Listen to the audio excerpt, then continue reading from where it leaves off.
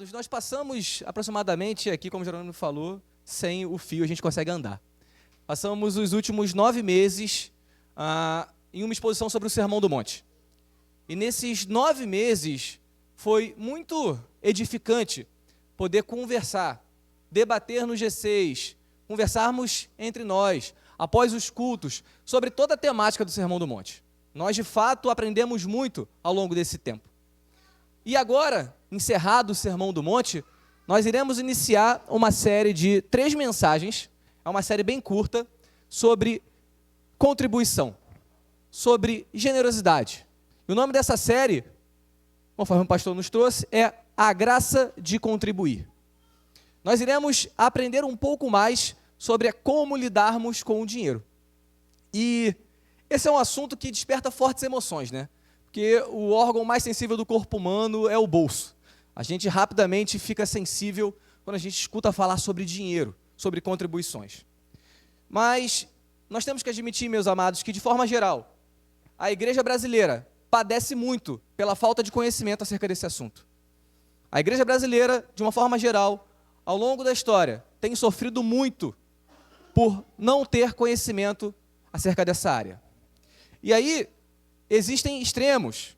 Por um lado, todos nós conhecemos pessoas que foram extorquidas em prol da obra e que hoje estão tão machucadas que elas vão reputar que dizimar, ofertar, contribuir para a obra do Senhor é você ajudar o pastor.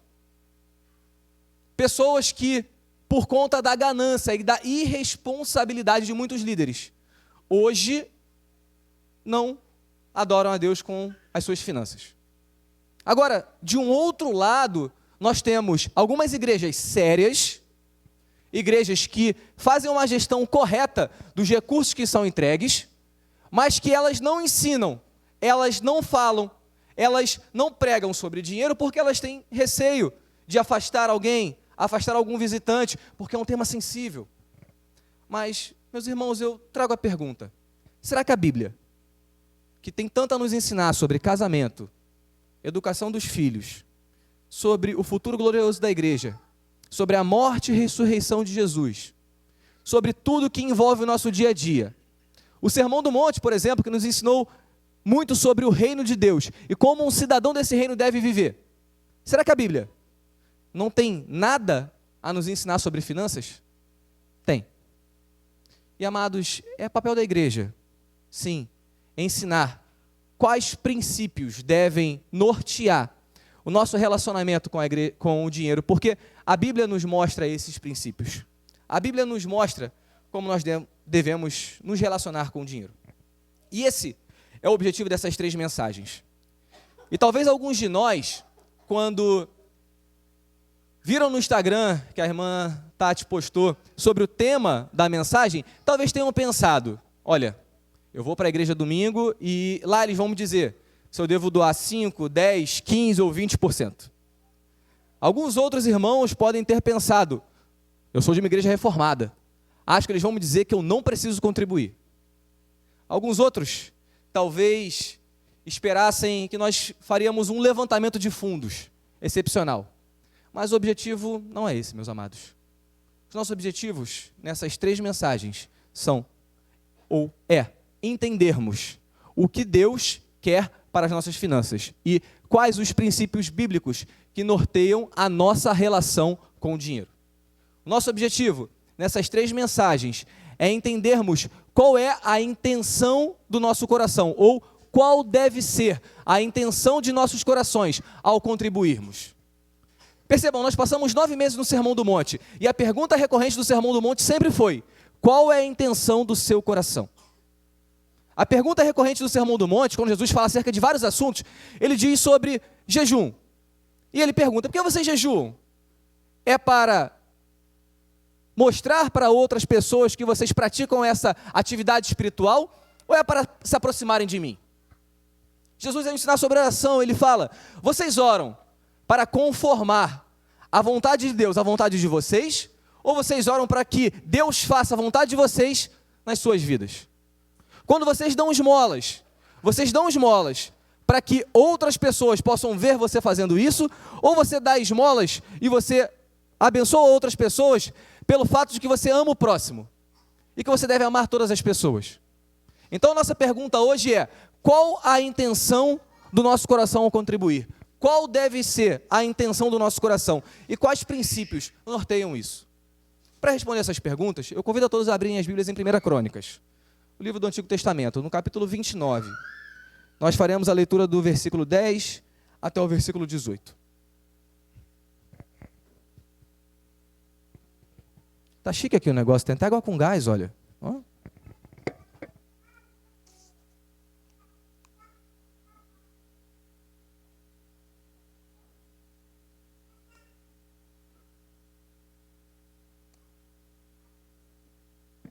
Primeira Crônicas, capítulo 29, versículo 10. Nós faremos a leitura do versículo 10 até o versículo 18. Diz assim a palavra do Senhor: Davi louvou o Senhor diante de toda a congregação e disse: Bendito és tu, Senhor, Deus de Israel, nosso Pai, de eternidade a eternidade. Teu, Senhor, é o poder, a grandeza, a honra, a vitória e a majestade, porque teu é tudo que há nos céus e na terra. Teu, Senhor, é o reino, e tu te exaltaste como chefe sobre todos. Riquezas e glória vêm de ti. Tu dominas sobre tudo, e na tua mão há força e poder. Contigo está o engrandecer e dar força a todos. Agora, ó nosso Deus, graças te damos e louvamos o teu glorioso nome. Porque quem sou eu e quem é o meu povo, para que pudéssemos dar voluntariamente essas coisas? Porque tudo vem de ti, e nós só damos o que vem das tuas mãos. Porque nós somos estrangeiros diante de ti, e peregrinos como todos os nossos pais. Os nossos dias sobre a terra são como a sombra, e não temos permanência. O Senhor nosso Deus, ó Senhor nosso Deus, toda essa abundância que preparamos para edificar um templo ao teu santo nome, vem da tua mão e é toda tua. Bem sei, meu Deus, que tu provas os corações e que te agradas da sinceridade. Eu também, na sinceridade de meu coração, dei voluntariamente todas essas coisas. E acabo de ver com alegria que o teu povo aqui reunido te faz ofertas voluntariamente. Versículo 18. Senhor, Deus de nossos pais, Abraão, Isaque e Israel, conserva para sempre no coração do teu povo essas disposições e pensamentos. Firma o coração deles em ti. Amados, o texto que nós acabamos de ler, ele reflete o ápice do reinado de Davi. Davi foi talvez o rei mais conhecido da história de Israel. O seu nome, ele é sinônimo de força e de coragem. Da descendência de Davi vem o próprio Cristo. Davi, que foi um pecador de fato, mas que se arrependeu, foi conhecido como um homem segundo o coração de Deus. E aqui nesse ponto da história, Davi já é velho, mas ele é muito rico. Ele tem inúmeros castelos, fortalezas, palácios. Ele controla um extenso território. Ele havia tomado Jerusalém dos jebuseus e transformado Jerusalém na capital do império. Ele havia subjugado os filisteus, os moabitas, os amonitas, todos aqueles povos que viviam na terra da Palestina. E todos eles prestavam tributos a Israel e eram subservientes a Israel. Seu filho e herdeiro Salomão, ele já tinha sido indicado. E o povo vivia um momento de paz e prosperidade ímpar, desde quando saiu do Egito, há 500 anos atrás. Mas, em meio a toda essa opulência, em meio a toda essa riqueza e poder, Davi se incomoda com algo. Ele pensa, eu tenho palácios e eu moro numa casa de alvenaria, mas Deus está sendo adorado em uma tenda. Lembremos que nesse momento não existia ainda o templo de Jerusalém. E a Arca da Aliança estava guardada dentro da tenda construída por Moisés, que era móvel, desmontável, porque o povo era um povo nômade. Mas agora ele está assentado na terra e tomou posse da terra. Mas Deus chega para Davi e fala, Davi, o seu intento, ele me agrada, mas você não vai ter esse prazer, porque você lutou muitas guerras, suas mãos estão sujas de sangue. O seu filho vai construir. Então, para preparar essa construção, Davi levanta uma grande oferta. E Davi e o povo contribuem para a construção do templo. E dentre outras coisas, o texto bíblico nos conta que eles levantaram aproximadamente 270 toneladas de ouro, mais de 400 toneladas de prata, além de pedras preciosas, cedros, madeiras, tecidos, tudo doado do tesouro real e pelo povo de Israel. Então, em meio a tudo isso, em meio a toda essa riqueza e contribuição, é que se dá essa oração de Davi. Após a entrega da oferta pelo povo, Davi ora essa oração que nós lemos. Eu gostaria de dividir esse sermão em 3 pontos. E o primeiro deles é: Deus é dono de toda a riqueza. Acompanha comigo os versículos de 10 a 13. Vamos refazer a leitura. Davi louvou o Senhor diante de toda a congregação e disse: Bendito és tu, Senhor Deus de Israel, nosso Pai, de eternidade a eternidade. Teu, Senhor, é o poder, a grandeza, a honra, a vitória e a majestade, porque teu é tudo o que há nos céus e na terra. Teu, Senhor, é o reino, e tu te exaltaste como chefe sobre todos. Riquezas e glórias vêm de ti, tu dominas sobre tudo, e na tua mão há força e poder. Contigo está o engrandecer e o dar força a todos. Agora, ó nosso Deus, graças te damos e louvamos o teu glorioso nome. Amados, percebam que Davi é rico, é poderoso, ele reina sobre Israel, mas ele tem a sabedoria de dizer que Deus é dono de tudo o que há no céu e na terra. Amados, percebam, Davi ao longo da sua trajetória, ele matou um urso, ele matou um leão, ele matou um gigante, ele fugiu, ele voltou, ele foi perseguido, ele lutou batalhas, ele planejou muitas campanhas militares, ele se esforçou muito para que o reino estivesse unido sobre um único cetro. Davi, com certeza, deixou muito sangue nos campos de batalha, e sangue dele, por conta dos ferimentos. Mas ele tem a humildade de reconhecer que riqueza e glória vêm de ti. Tu dominas sobre tudo, e na tua mão há força e poder. Amados, esse texto tem que falar aos nossos corações. Porque o que Davi expressa aqui é: absolutamente tudo o que existe é de Deus. Absolutamente tudo o que existe provém de Deus. Tudo o que existe tem um fim, e esse fim é a glória de Deus. Amados, com que facilidade nós nos distanciamos dessa verdade? Nós recebemos saúde, família, um teto, lar, tempo livre, e rapidamente nossos corações olham para isso e falam: isso é meu, eu conquistei isso com o meu esforço, eu tenho direito sobre isso. E os nossos corações são muito enganosos. Amados, é grande a facilidade com que nós olhamos aquilo que Deus nos dá e julgamos como se aquilo fosse direito nosso, como se aquilo fosse proveniente do nosso braço forte. E nós caímos assim num grande erro. Nós passamos a perceber que nós somos senhores daquilo que, na verdade, nós somos mordomos.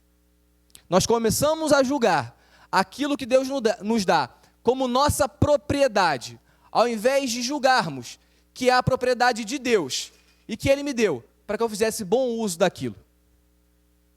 Ao olharmos para aquilo que nós temos e pensarmos que aquilo é nosso, nós, ao invés de sermos mordomos, passamos a ser senhores daquilo que é nosso. E amados, nós não somos senhores. Nós não somos soberanos. E você pode me perguntar, Tardelli, ok, mas qual é a diferença entre ser senhor e ser mordomo? Amados, se eu sou mordomo de algo, eu presto contas daquilo que o meu Senhor me deu. E essa é uma verdade bíblica que permeia toda a Escritura. Desde o Éden até o Novo Testamento, o homem é sempre um mordomo, um gestor daquilo que Deus colocou em suas mãos. Amados, Deus criou todas as coisas. Ele sustenta todas as coisas. Esse é o princípio para que nós entendamos que Ele é Senhor de tudo. Deus criou tudo a partir do nada. Tudo é dele. Tudo é por Ele, para Ele, por meio dEle. Então, Ele é Senhor de tudo. A partir do momento em que nós colocamos em nossas mentes que Deus é Senhor, nós damos o próximo passo, entendemos que nós não somos senhores, mas somos servos. E devemos ser bons mordomos daquilo que Deus nos dá. Nós não podemos perder de vista, amados, a verdade bíblica, de que nós somos gestores, mordomos de tudo o que vem à nossa mão. Seja do nosso tempo, seja dos nossos recursos, sejam dos nossos dons, seja dos nossos corpos. Nós somos mordomos de Deus e não senhores daquilo que foi criado por Deus. Percebam que na parábola do servo vigilante, em Lucas 12:48, Jesus termina a parábola da seguinte forma: mas aquele a quem muito foi dado, muito lhe será exigido. E aquele a quem muito se confia, muito mais lhe pedirão. E aqui alguns podem falar assim, Tardelli, mas isso não tem a ver com dinheiro. Isso tem a ver com dons, com capacidades espirituais. Eu convido os irmãos a abrirem as Bíblias em Romanos, no capítulo 12. Faremos a leitura de 3 versículos. Romanos 12, versículos 6, 7 e 8.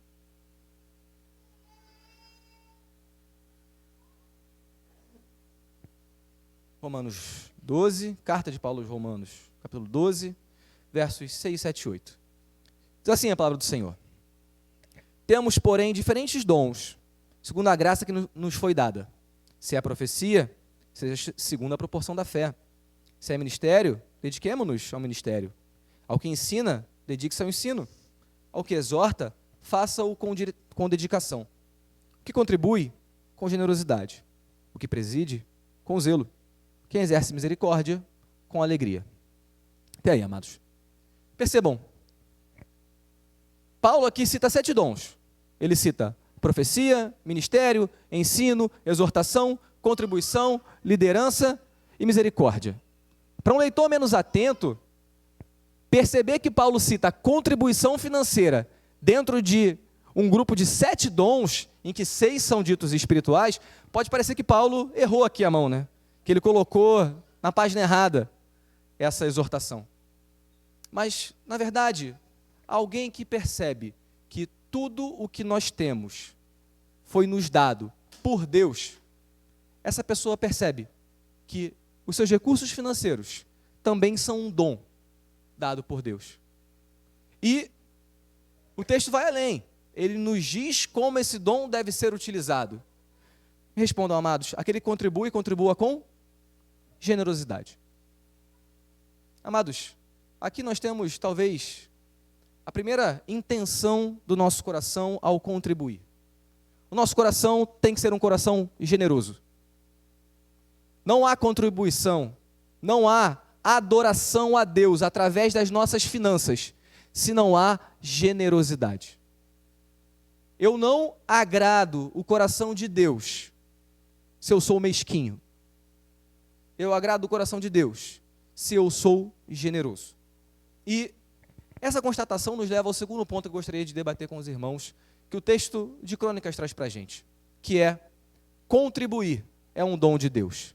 Se os recursos financeiros são um dom, como nós podemos perceber em Romanos 12, contribuir também é um dom de Deus. Retornemos ao texto base, em 1 Crônicas, no capítulo 29, mas agora faremos a leitura dos versículos 14 ao 16. Nós já lemos e iremos ler novamente. 1 Crônicas, 29, 14.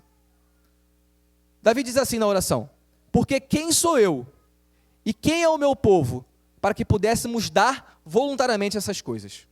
Porque tudo vem de ti, e nós só damos o que vem das tuas mãos. Porque nós somos estrangeiros diante de ti, peregrinos, como todos os nossos pais. Os nossos dias sobre a terra são como a sombra, e não temos permanência. Senhor, nosso Deus, toda essa abundância que preparamos para edificar um templo ao teu santo nome, vem da tua mão e é toda tua. Amados, aqui Davi faz algumas colocações muito interessantes. No versículo 14 ele diz o seguinte: quem sou eu e quem é o meu povo para que pudéssemos dar voluntariamente essas coisas? Em outras palavras, Davi fala: Deus, eu não mereço. Eu não mereço contribuir, mas eu te agradeço por essa capacidade. Amados, Davi trata a contribuição financeira como um privilégio. Ele agradece a Deus por esse privilégio. Percebam, vamos fazer uma analogia do dom com outros da Bíblia. Amados, nós merecemos a nossa salvação? Romanos 6, 23. Porque o salário do pecado é a morte, mas o dom gratuito de Deus é a vida, em Cristo Jesus nosso Senhor. Amados, Nós merecemos a nossa fé em Cristo? Não. Efésios 2:8, porque pela graça vocês são salvos, mediante a fé. Isso não vem de vocês, isso é dom de Deus. Amados, nós não merecemos nada, nem a graça de contribuir. Mas Davi agradece por isso. Percebam a oração de um homem que foi chamado segundo o coração de Deus. Ele agradece a Deus pela capacidade de contribuir. Amados, sem dúvida, é um sinal de maturidade reconhecer que todo bem, reconhecer que todo sucesso material e os atos de bondade humana são dons de Deus. E Davi, para reforçar esse ponto, ele traz 2 argumentos no versículo 15. Ele fala o seguinte: olha, Deus, obrigado por isso, porque eu sou peregrino nessa terra. Mas é interessante porque a construção do templo, ele marcava exatamente a conquista da terra. Marcava exatamente esse passado nômade que ficaria no passado, e agora nós temos um povo fixo de fato numa terra com seus inimigos subjugados. Uma promessa feita a Abraão há quase 1000 anos atrás. Davi olha para essa história em que Deus prometeu a Abraão que ele sairia de Padã Arã, iria para uma terra que mandaria leite e mel. Abraão vaga durante a sua vida toda, não herda a terra. Tem um filho, Isaque, que anda a vida toda, não herda a terra. Jacó, filho de Isaque, tem 12 filhos, morre, não herda a terra. Os 12 filhos vão para o Egito, passam 400 anos como escravos, saem de lá, passam 2 anos caminhando, chegam na porta da terra e Deus fala: vocês não vão entrar na terra. E eles vagam mais 40 anos. E aí quando eles entram, eles lutam, eles perdem, eles pecam. Juízes precisam ser levantados por Deus. Saul é levantado, foi um mau rei, mas foi um excelente líder militar. Ganhou algumas guerras e foi abençoado por Deus. Saul morre e vem Davi. E Davi subjuga todos os últimos inimigos. E aí sim, a terra está subjugada. Mas ele ainda assim ora: nós somos peregrinos nessa terra. Nós não temos direito a essa terra. Nós somos como os nossos pais. Amados, a situação histórica havia mudado, mas a realidade do povo de Deus perante Deus nunca mudou. Nós somos peregrinos, nós estamos de passagem. Essa terra não é nossa, e é essa verdade que Davi exprime em sua oração.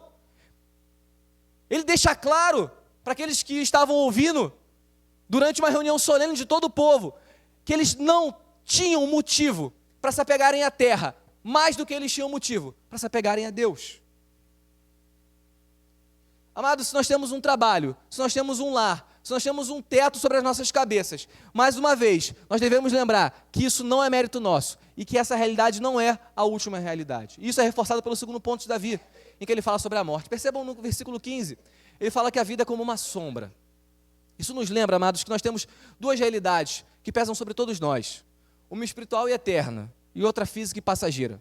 O grande problema é que nós não conseguimos enxergar a realidade espiritual. Então nós tomamos como verdade só a realidade material, aquilo que nós podemos tocar e colocar no bolso. E nós passamos a priorizar aquilo que é terreno, em detrimento daquilo que é espiritual.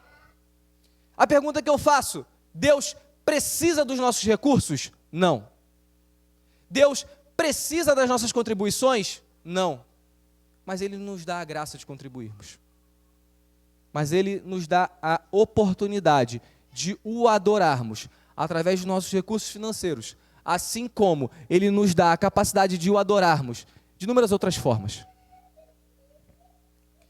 Nós devemos ser gratos por tudo isso. E no verso 16, leiam comigo, Davi mais uma vez relembra o povo que se eles têm condições de contribuir, é porque Deus havia dado a ele antes. E essa é uma verdade aplicável a nós, meus amados. Tudo o que podemos dar a Deus, tudo o que podemos oferecer a Deus, Deus nos deu antes. Tudo o que nós podemos chegar para Deus e oferecer como dele, nós temos por hábito apresentar os nossos filhos a Deus quando eles nascem, Glória a Deus por isso. Mas não se esqueçam, amados, nossos filhos não são nossos, eles são de Deus. Eles são dádivas de Deus. Tudo que nós temos é de Deus. E essa verdade também paira sobre os nossos recursos financeiros. Nada que nós temos é nosso, tudo é de Deus, porque Ele nos deu antes. E Davi reconhece isso nessa oração. Contribuir, meus amados, então, é uma expressão de gratidão também, por aquilo que Deus nos dá. Se nós vimos que perceber que Deus dá a todos de maneira generosa, nos impele a contribuirmos, saber que Deus nos dá antes de nós precisarmos, nos enche de gratidão. E essa também é uma intenção do nosso coração ao contribuir. Tem que ser uma intenção do nosso coração ao contribuir financeiramente à igreja, na obra de Deus. Além da generosidade, a gratidão a Deus por tudo que Ele faz por nós, é sim o motivo pelo qual nós temos que contribuir. Versículo 17, meus amados, assim nós chegamos ao terceiro e último ponto que eu gostaria de tratar com os irmãos, que é contribuir requer uma disposição correta do coração. Percebam o que Davi fala nos versos 17 e 18. Bem sei, meu Deus, que tu provas os corações e que te agradas da sinceridade.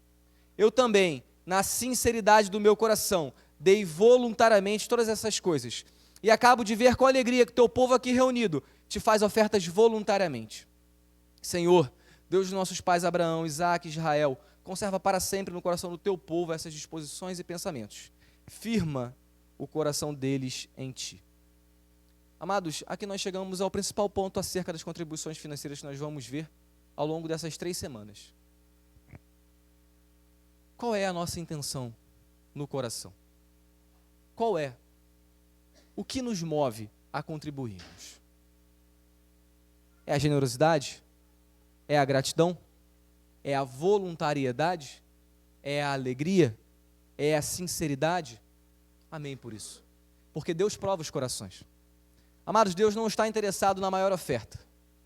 Deus não está interessado se você é rico. Deus não está interessado se você é pobre. Deus não está interessado porque Ele sabe, Ele que deu. Deus está interessado no seu coração e na disposição do seu coração.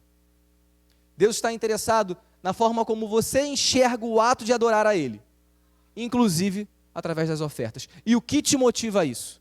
Da mesma forma como Jesus nos ensinou no Sermão do Monte, de que há motivações erradas para orarmos, que há motivações erradas para darmos esmolas, que há motivações erradas para jejuarmos, também existem motivações erradas para contribuirmos. E Davi aqui ora para que todas essas motivações corretas estejam no coração do povo, perpetuamente, continuamente. E essa também deve ser a nossa oração. E esse também deve ser o nosso pedido a Deus, para que o nosso coração seja movido pelas intenções e pelas motivações corretas. E quais seriam essas motivações corretas? A primeira que eu destaco aqui é a voluntariedade. É o que Davi coloca na sua oração.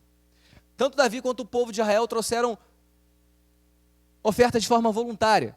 Eles poderiam simplesmente baixar o imposto sobre os povos que tinham sido subjugados. Eles podiam invadir um território vizinho e pegar tudo de lá. Eles podiam, inclusive, invadir um templo de um deus pagão e roubar tudo de lá. Mas eles escolhem adorar a Deus através das contribuições. Levantar uma oferta como forma de gratidão e de adoração a Deus. Essa era uma das intenções do coração daquele povo de Davi. Amados, a contribuição ela não deve ser encarada como um fardo. Ela não deve ser encarada como algo que eu faço com a obrigação de fazer. Como eu me sentisse constrangido a fazer. Porque se eu contribuo por obrigação, ou se eu contribuo por constrangimento, há algo de muito errado com a motivação do meu coração. E certamente Deus não se agrada disso. E certamente Deus não se agrada de intenções egoístas, de intenções em que eu quero mostrar que eu contribuo.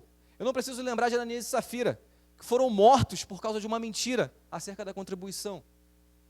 Percebam, é um exemplo, sim, do Novo Testamento. E o como a intenção do coração faz diferença.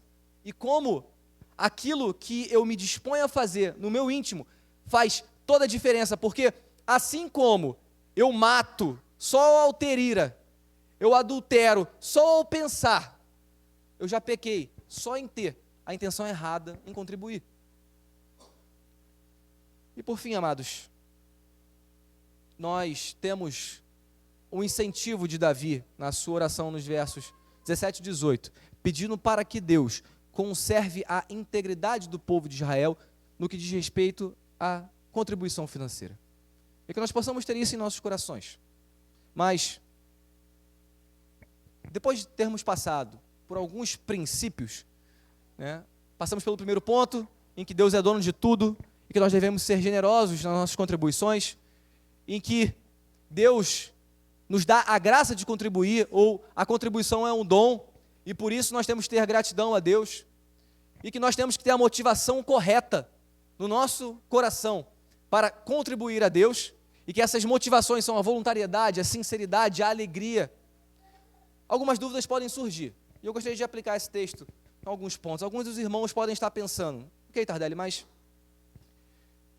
eu vou, então, dizimar e ofertar para receber 10 vezes mais de Deus.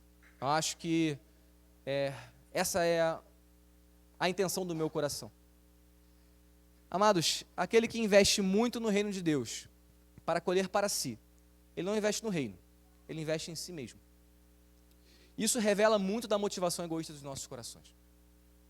Se você pensa assim, meu irmão, eu gostaria de lembrá-lo que Deus não é um banco, a igreja não é uma agência, o pastor não é um assessor de investimentos. Gostaria de lembrá-lo que se eu dou para receber 5, 10, 15, 100 vezes mais, eu não dou para a obra de Cristo, eu dou para mim. Porque os retornos são muito interessantes, não tem nenhum igual no mercado. Amados, doar com a intenção de receber é sim uma motivação errada, é sim uma motivação distorcida para contribuirmos na obra do Senhor. Ou outros podem dizer, olha Tardelli, não me sobra para contribuir, as minhas despesas são muito altas, o meu orçamento é muito apertado, eu não consigo contribuir. Para isso, amados, eu trago 2 pontos. O primeiro deles é que você precisa ser um mordomo melhor. Você precisa cuidar melhor daquilo que Deus te dá. Você precisa gerir melhor aquilo que Deus coloca em suas mãos. Se você não tem capacidade financeira, porque as suas receitas são muito altas, porque as suas despesas são muito altas, perdão. E segundo ponto, Deus não precisa das suas sobras. Deus não precisa que você faça sobrar no seu orçamento, para que você dê a Ele. Deus não quer o que te sobra.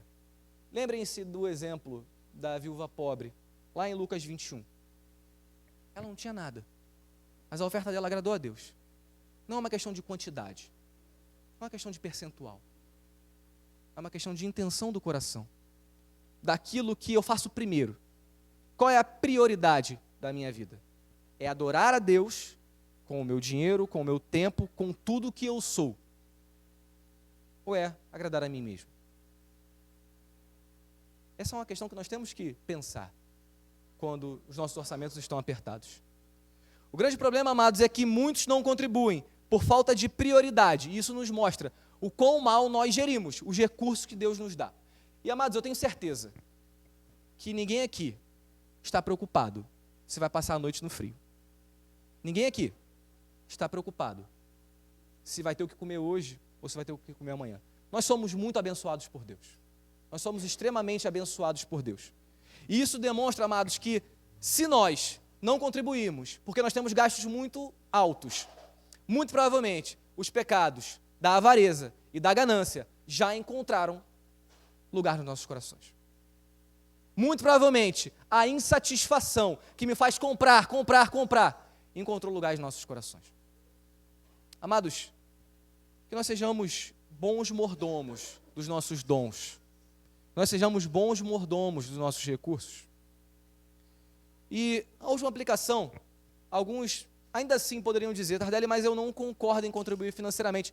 Eu não sinto isso no meu coração. O Espírito Santo não falou comigo para contribuir.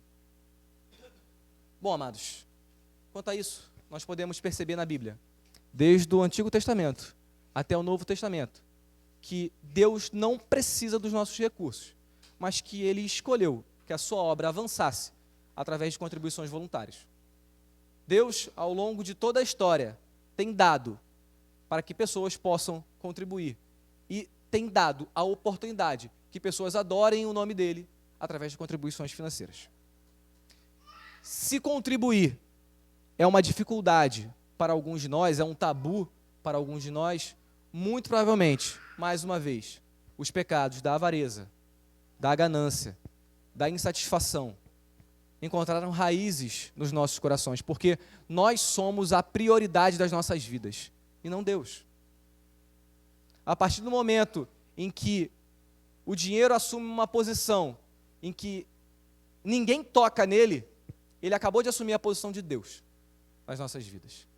E aqui eu trago o versículo de Mateus 6, 24, que nós estudamos no Sermão do Monte, em que Jesus nos dá um alerta muito sério. Ninguém pode servir a dois senhores, pois amarão a um e desprezarão ao outro. Vocês não podem servir a Deus e às riquezas. Amados, o dinheiro é um excelente servo, mas é um péssimo senhor.